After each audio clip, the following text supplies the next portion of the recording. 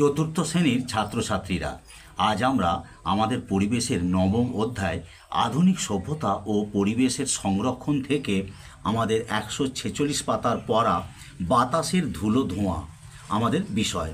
প্রশ্নটি হলো, কি কি কারণে আমাদের শ্বাসকষ্ট হতে পারে?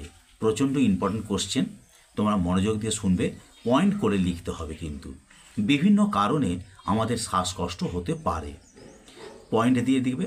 1 নম্বর, গাড়ির কালো ধোঁয়া শ্বাসের মাধ্যমে শরীরে ঢুকলে শ্বাস নিতে কষ্ট হয়।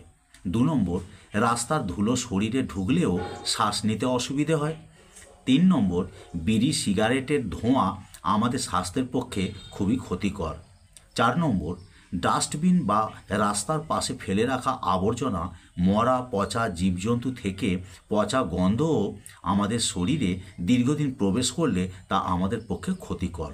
5 নম্বর, সিমেন্ট জাতীয় জিনিসের গোডাউন থেকে প্রচুর সিমেন্ট কণা বাতাসে ওড়ে।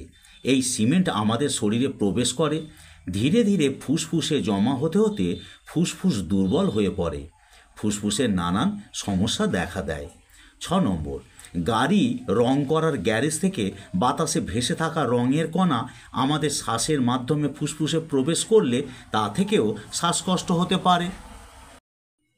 7 নম্বর, প্লাস্টিকের জিনিসপত্র, গাড়ির টায়ার আবর্জনা পোড়ালে তার দূষিত ধোঁয়াও আমাদের শরীরের পক্ষে ক্ষতিকর হয়।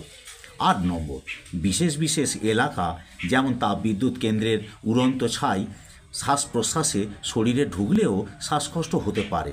এগুলো এলাকা ভিত্তিক সমস্যা।